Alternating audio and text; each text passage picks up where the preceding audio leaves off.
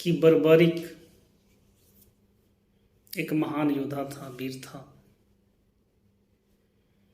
जब उसने सुना कि महाभारत का युद्ध होने वाला है तो उसको एक चीज़ मालूम हुआ कि ये ऐसा युद्ध हो रहा है, नहीं कभी हुआ है, नहीं कभी होगा। तो उसको भी शौक लग गया कि क्यों न मैं इस युद्ध में भाग लूं, और युद्ध में शामिल होने के लिए वो अपने गुरु के पास से चल भी आया। जब वो अपने ज्ञान के बारे में सबों को बताया कि हमारे पास 3 ऐसे अचूक बाण है जो किसी भी लक्ष्य को भेद सकता है, समाप्त कर सकता है, चूक नहीं सकता। इस बात को प्रभु श्री कृष्ण को जब मालूम हुआ तो ये जानने के लिए बर्बरी के पास प्रभु जाते हैं और उससे मिलते हैं, पूछते हैं उसके ज्ञान के बारे में, युक्ता के बारे में। बर्बरिक बोलता है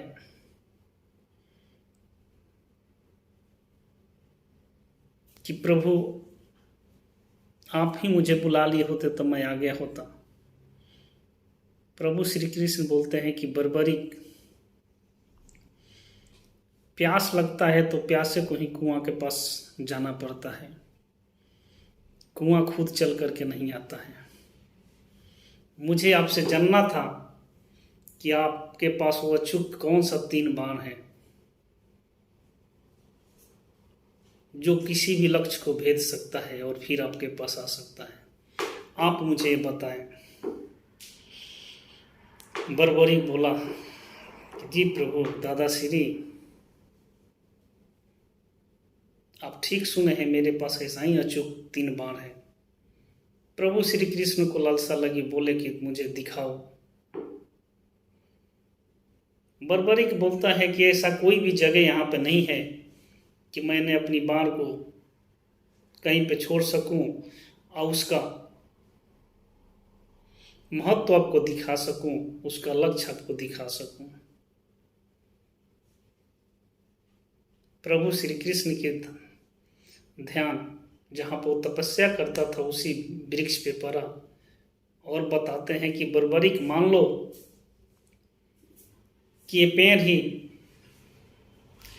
तुम्हारा शत्रु है और इसकी जितनी पत्ता हैं एक सैनिक है जो कि तुम्हारा शत्रु है। तुम पूरे पत्ते को भेद करके मुझे बताओ। बर्बरिक बोला ठीक है प्रभु दादाश्री, मैं ऐसा ही करूँगा, आपको दिखाऊंगा। जब बर्बरिक ध्यान मग्न हुआ, अपना सुमिरन करता है, उसी बीच प्रभु श्री कृष्ण एक पत्ते को तोड़ करके अपने पैर के नीचे रख लेते हैं और जब बर्बरिक अपना तीर से पत्ते को भेजता है तो तीर पूरे पत्ते को भेद करके प्रभु श्री कृष्ण के पैर को भी भेद दिया। इस पे चकित हुए। प्रभु श्री कृष्ण बोले कि हाँ बर्बरिक, मैं मान गया कि तुम्हारे पास ऐसा 3 तीर है जो तुम्हारे पास अचूक है, किसी को भी भेज सकता है। लेकिन एक चीज बताओ कि तुम्हारे गुरु ने जब शिक्षा दिया तो उनको अपने वचन में क्या दिया है? बर्बरिक बोला कि प्रभु मैंने वचन में ही दिया हूं कि जो पक्ष हारेगा उसके तरफ से मैं युद्ध करूंगा। प्रभु श्री कृष्ण बोले कि ये तो गजब हो गया, इसका मतलब पांडव कमजोर है कौरव के पास में बहुत सारे महारथी है, रथी है, वीर है, बहुत सारे सैनिक है, इसलिए तुम पांडवों की तरफ से लड़ना चाहते हो। और जब पांडव के साथ लड़ाई करोगे, कौरव कमजोर पड़ जाएंगे तो तुम कौरव के पास चले जाओगे, फिर पांडवों के कमजोर कर दोगे। बर्बरिक बोला, जी दादा श्री यही होगा, चूंकि मैं वचनबद्ध हूं।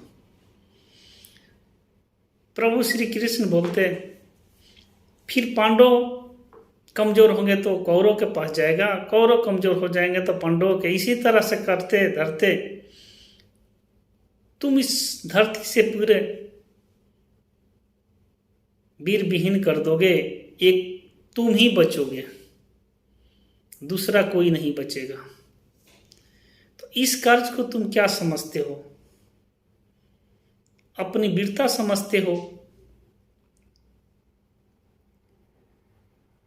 या अपनी गुरु को दिया हुआ वचन का फल समझते हो? तुम तो किसी का भी नहीं हुए।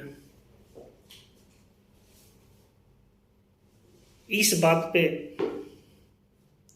बर्बरी को ध्यान आता है और वो सोचने में मजबूर हो जाता है।